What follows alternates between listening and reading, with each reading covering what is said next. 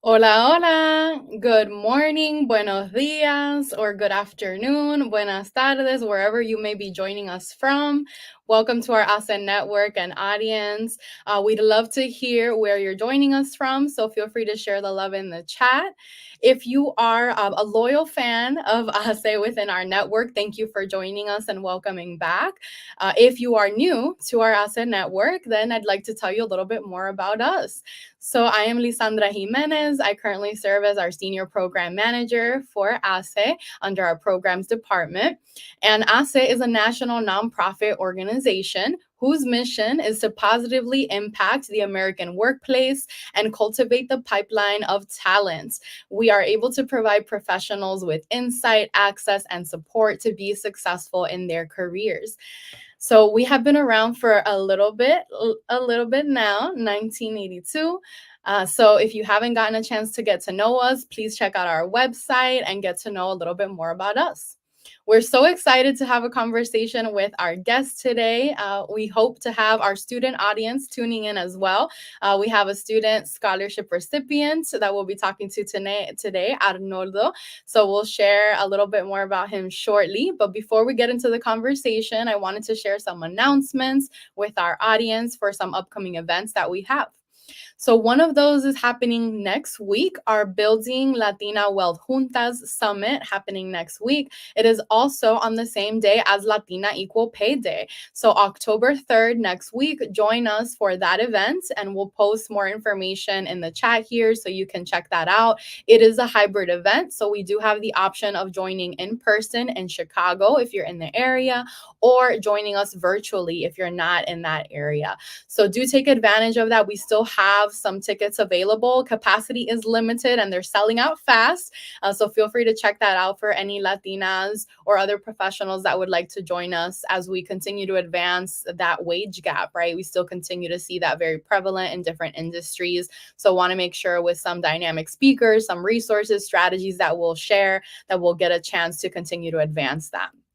And then secondly, want to let you know about our virtual career fair. So we have a virtual career fair coming up on October 9th, and that will be specifically catered towards students, early career professionals, and recent graduates. So we have quite a couple of different partners that we work with who will be joining us and sharing opportunities that are currently recruiting for different types of roles.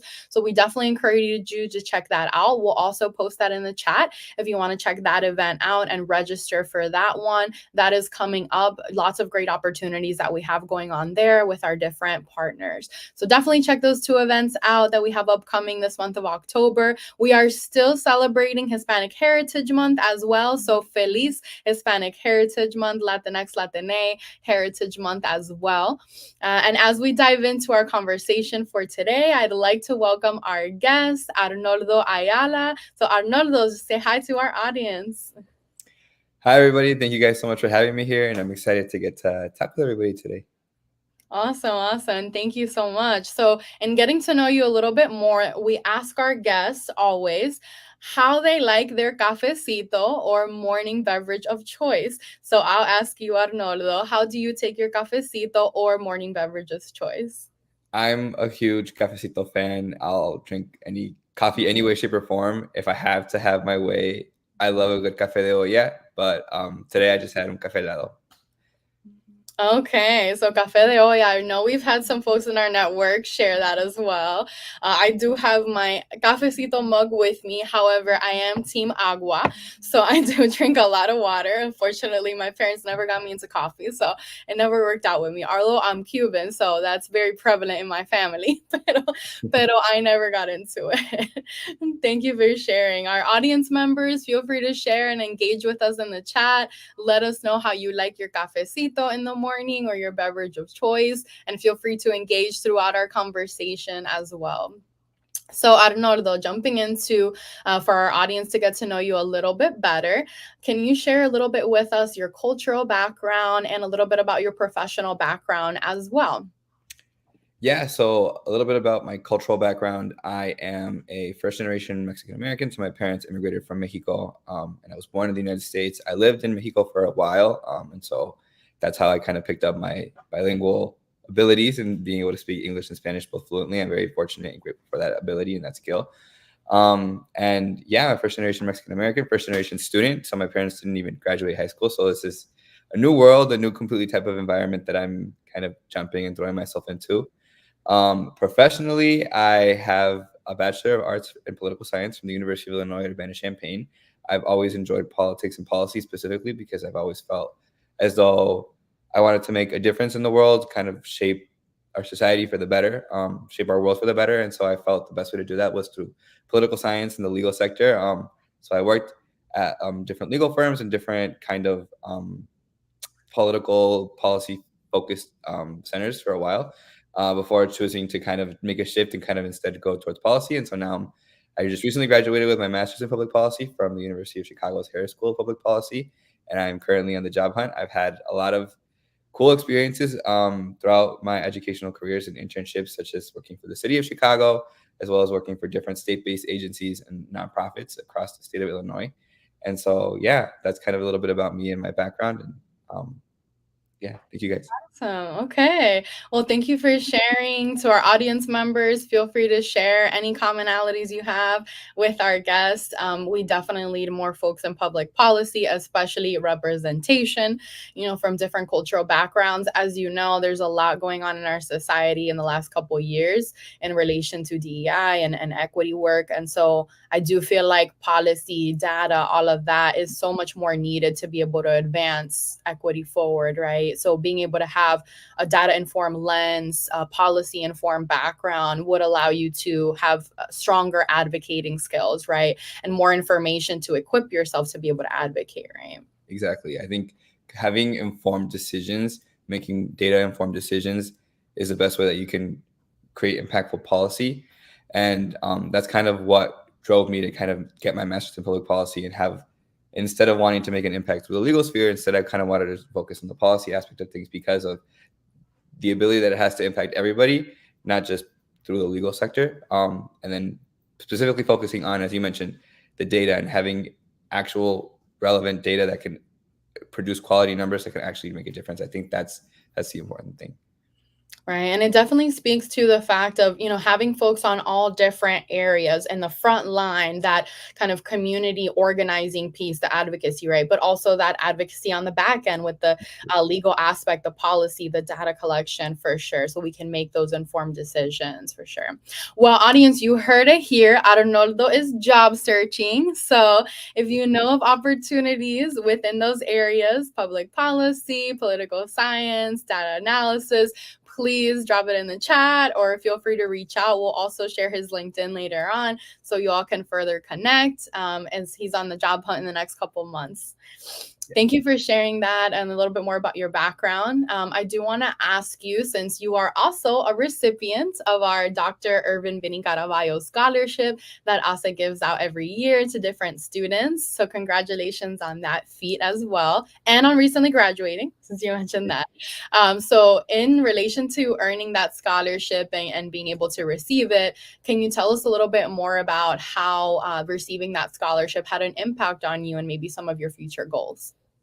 Absolutely. I think the first thing that come to mind, obviously, with just tuition assistance is great, but also what really was impressive to me and what I really enjoyed was the access to the ASA network that I didn't previously know that I had access to. Just a quick backstory, I kind of found out about the scholarship randomly through a friend, and I said, well, I kind of want to apply. I think I can be a good option for it. And I applied and I got it. And then when I went to the scholarship reception, I had no idea that it was kind of this huge networking event and this opportunity to kind of get to talk to multiple different people in multiple various industries that share a similar background to you. You know, we're not all the same. We're not a monolith, but we have similar backstories. We have similar, sounding first or last names. And so that, to me, seeing those people in such a professional environment and having access to that network that I didn't know previously existed, to me, has been super helpful and has allowed me to reach out to different people through LinkedIn or through different social medias and kind of get the ball rolling on my job search that I didn't know I previously had. Awesome. Thank you for sharing that.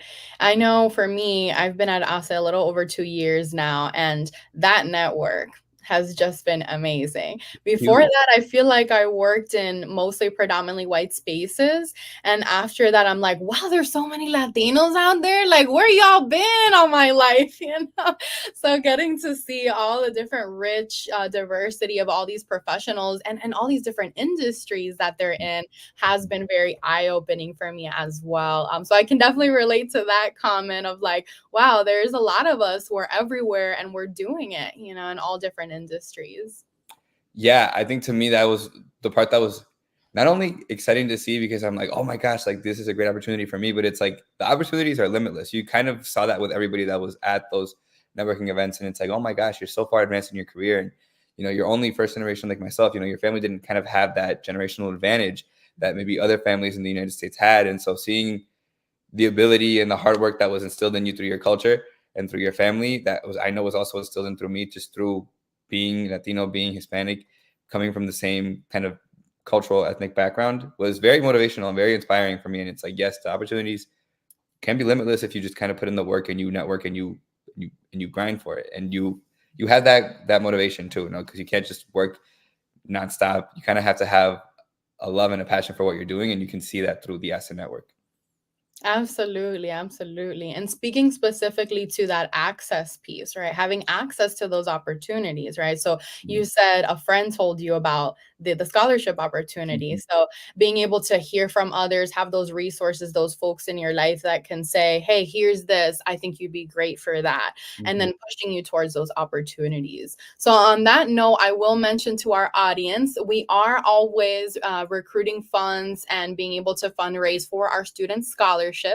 So in the chat, we have posted some more info on our donation page. I'd encourage you all in the audience, if you're able to, even a small amount makes a huge difference. If you're able to donate towards our student scholarships, that's something we give out every single year. We have 2 different scholarships available, and we're constantly recruiting funds for those scholarships for students. As much of a difference as we can make and as many students' lives, with the more funds that we have, we can touch more students. So definitely being able to use that link that we share to donate whenever you can for our student scholarships would help us out tremendously. And students like Arnoldo, first generation, who don't have that same access or generational wealth as others, can be able to have that in their lives to make a difference in their future goals. So we definitely encourage you to do that.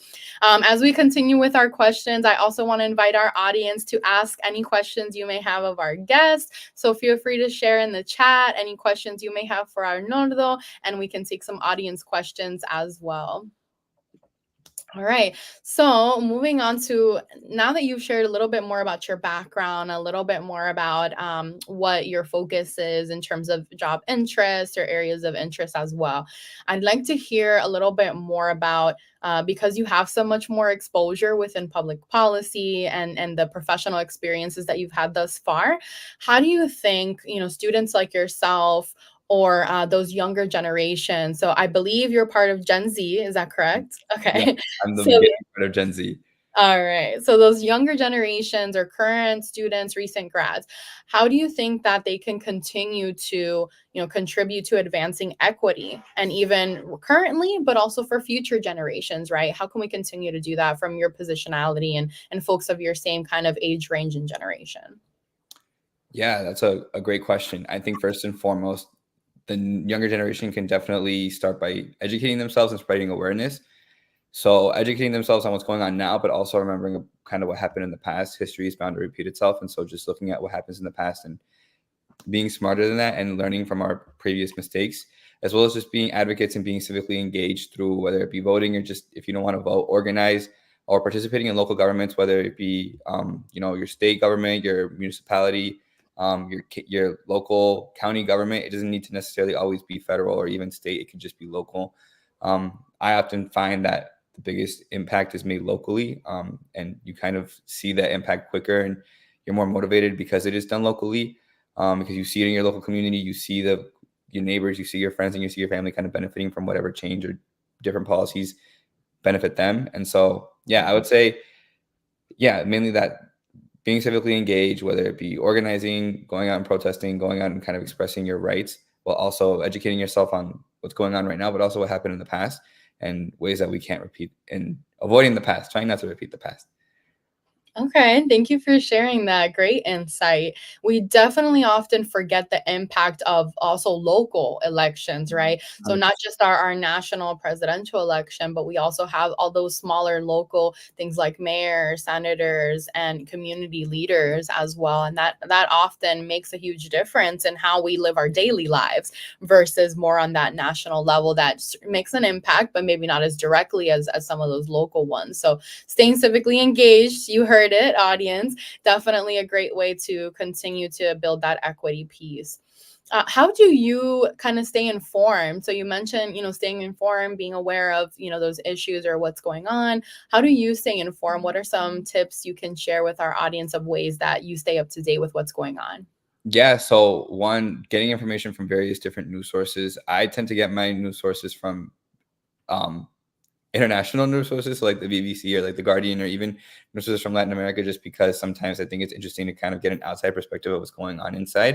And then if you want more domestic or just local news, just be informing yourself on your local news stations, informing yourself on the news stations or whatever kind of media exists within your state as well as domestically, and getting, like I said, multiple sources of information, not just from one source, so you can kind of get as much information as possible and make your own decision on what you believe, not what you believe is right, no, but what you agree with and what you don't agree with, and not just going with the first thing that you hear. Awesome. Thank you for sharing. It's definitely important to know your source because there is so much disinformation and misinformation out there. So important to have a verified source. I hear some stories from some family members sometimes, and I ask them that, where did you hear that? Where did you get that info? And then they say like, oh, TikTok or Facebook. I'm like, oh, okay, that's not a credible source. Hold on. Let's Like see. if you're interested in that story, if that story caught your interest in that social media, then go out and do your own research and get multiple different sources of information. Don't just go with that one story, Right. please. Double checking, verifying, absolutely. Well, we've got some love in the chat for you. Some folks mentioning, the support of that local engagement, civic engagement. Some folks encourage you to network with some other folks in our network. So mention the name of an alum that we have that actually works within government in Chicago. So you can certainly connect with them as well. And then looks like we have a question in the chat here from one of our audience members asking about if you're currently active in any campaigns right now or previously, if you'd like to share. That's a great question. I'm not currently active in any campaigns right now, just because I've been active in my job search, and that's been taking up a lot of my time. That's a But job in itself. the job search is a whole job in of itself, and I just recently graduated with my master's too, so I've been taking some time to kind of rest and relax. But I definitely plan on becoming engaged, hopefully in campaigns coming up, more local ones within the city of Chicago as well as within the suburb of Aurora where I grew up. And so yeah, hopefully local campaigns I can kind of get my foot in and just be active in those soon. Any past campaigns you've been a part of? No, not Not unfortunately. yet. Okay. So that's upcoming future goal. Future Future goal for goal sure. right Future now. goal for sure. We'll hold you accountable for that. Yes. Yes. That'll Oh, be some please good do. Please. exposure for I your really would love background. to. Awesome. Okay. So I don't see any other questions. We'll kind of keep a lookout and see if we have any. We can always also come back. So, audience, feel free to share any questions you may have. This will be posted live to our different platforms, and we can come back to it and comment on it as well. So, feel free to share that in the chat.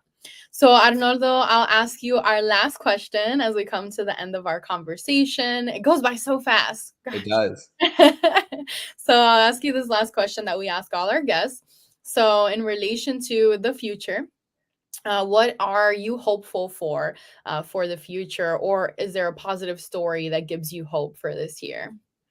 What I'm hopeful for the future. I'm hopeful to see just a continued Latino excellence in the US and outside of the US. I think that's something that excites me, seeing my community thrive, seeing people, like I said, with the same cultural, ethnic background as myself, just excel in spaces that weren't necessarily meant for us to excel in. That for me is always super motivational and continues to kind of motivate me every day, because I want to contribute to that trailblazing kind of legacy that we as first generation Latinos are creating and leaving behind for generations that are coming up, that they themselves are going to continue to create and trailblaze and make for themselves. And so that's what I'm hopeful for. That's what excites me every day, truly. Awesome. So breaking barriers, breaking glass ceilings. Yeah, exactly.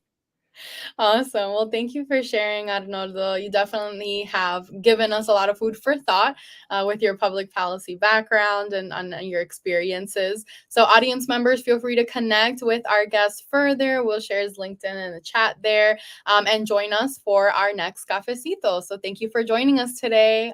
Hasta la próxima. Bye, guys.